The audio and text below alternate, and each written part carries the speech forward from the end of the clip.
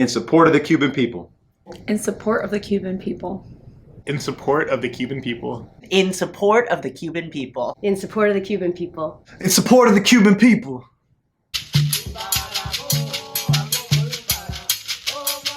The Ed.L.D program talks so much about transform self to transform sector, and I cannot think of a more powerful experience than this trip that we took together going to Cuba. Just because we had an opportunity to experience a country as a group and to reflect on experiences that we had in a particular moment in time that was extremely deep and powerful for, I think, every person that went on the trip. And so this notion of healing ourselves, of learning collectively, of unlearning things as individuals and as leaders, for me is going to be probably the single most powerful experience that I'll have during my program, or during my time in the program. And I was very inspired by what I learned in Cuba and by what I saw of how arts and healing practices are embedded in communities, in school and out of school. One thing that comes to mind when I think about this experience was community. The Afro-Latin diaspora, music, healing, joy, liberation, and spaces and contexts and community members that really exemplified that. Got to actually listen to live music, hip hop in Spanish, and there were these beautiful just Afro-Cubans just took over this whole spot, right? Robe L Ninho, Robert the Young One, this dope hip-hop activist artist that speaks about his lived experiences being an Afro-Cubano, being a hip-hop artist, centering the complexity of being in this country, being a person and navigating the duality of being an activist.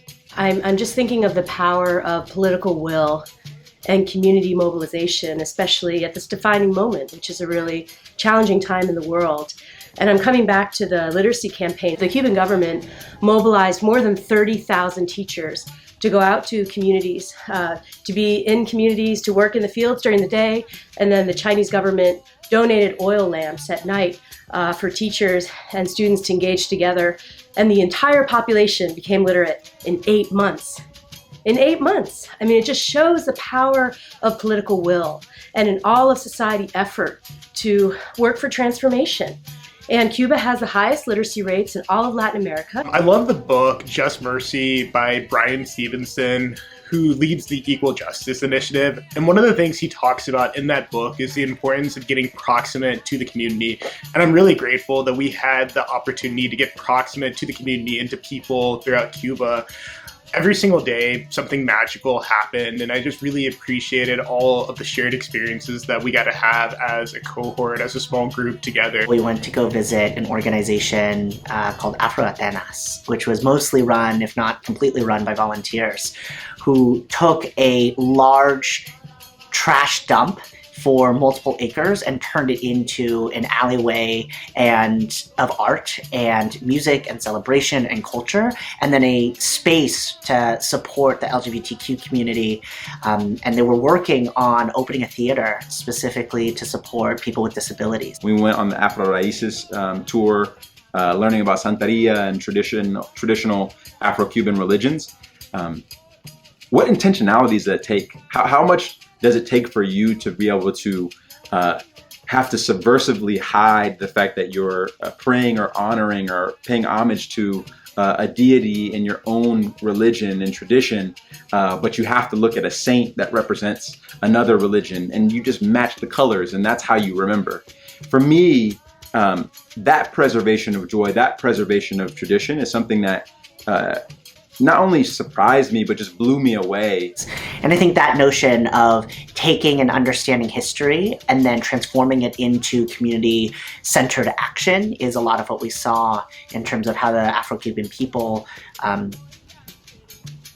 how Afro-Cuban people took their culture and brought it to life in day-to-day life, and how that intersected with people across Cuba. And certainly was an opportunity for us to be able to experience that culture a little bit for ourselves. In the lens of being an African-American male and within that context, and it was really powerful having the opportunity to explore the Afro-Cuban experience and how that intersects with education, and to see the parallels between Cubans and the United States, and how they have to navigate colorism, they have to navigate being underrepresented in leadership positions, and so much more. So it's really great to get out of that my context that I'm used to in the United States, and to explore more about how Afro-Cubans experience their daily lives.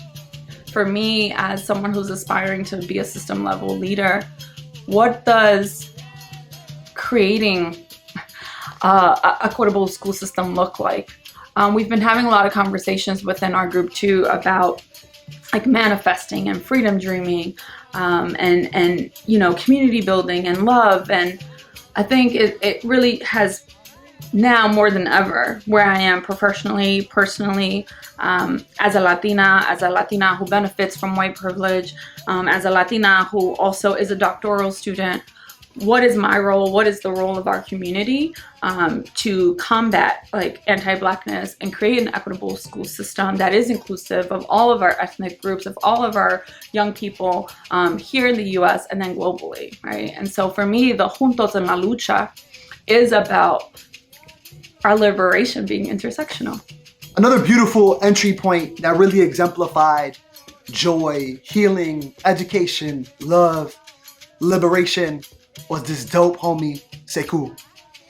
This brother's doing phenomenal work across the country of Cuba, centering hip hop as a vehicle for social transformation and change, centering the indigenous voices of the community, Tainos, Black Cubans, and the beautiful diaspora of the Cuban culture, centering youth activism, murals, graffiti, hip hop. He came through spitting knowledge first and foremost, dropping straight up just anthologies of wisdom.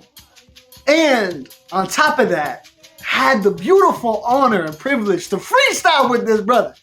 This brother over here freestyling, we kicking it back and forth, beatboxing. And I could feel the synergy, going back and going forth, going back and going forth. I remember we had an opportunity to meet with a Afro-Cuban LGBT activist, and one of us asked him during lunch privately, like, why are you still doing this? Like, why are you literally putting yourself in harm physically, emotionally? And he said, I do it for my people. I do it because of our elders. I do it for our members of our community who have special needs. I do it for my grandfather, people who don't have the same access to leave. And that really resonated. I feel such a sense of kinship, a profound sense of connection, linking ourselves together, that we all belong to each other.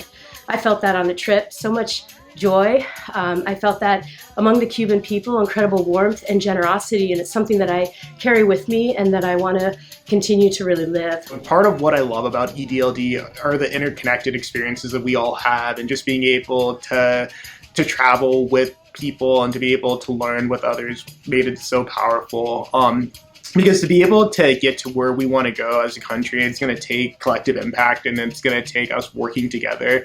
And in Cuba, we got to have a small slice of that. The late great Bell Hooks shares her definition of love in the book All About Love, and how it's really about one's will to nurture one's own or the spiritual growth of another, right? Like, that is to me the center of the education system when I think about our experiences there in Cuba, and just the center of how their disposition about life and about community, about family is. It's all about this love that's all about nurturing the spiritual growth of oneself and of others.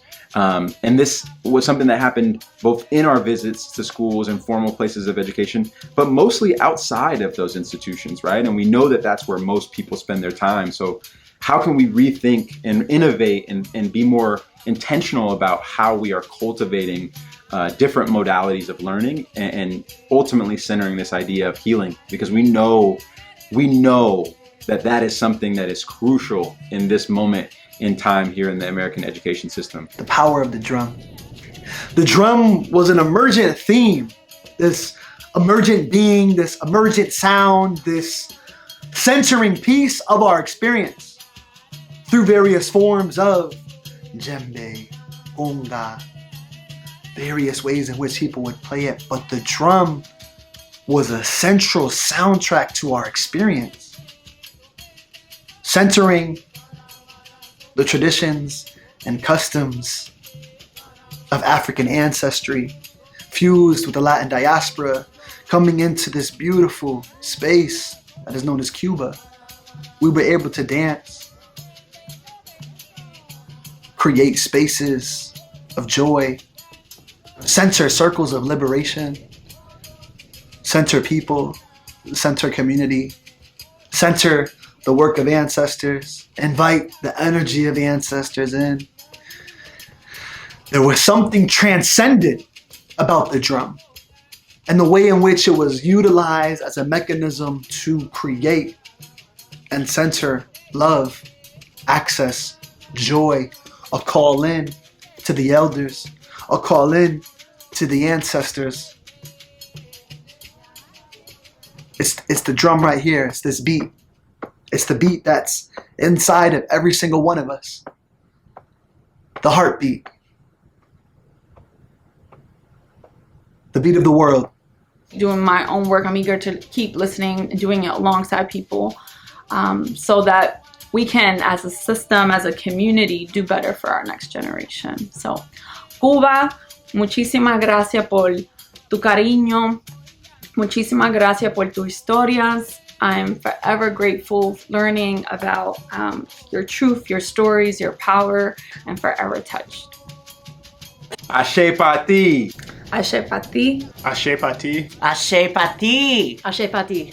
Ashe Pa Ti.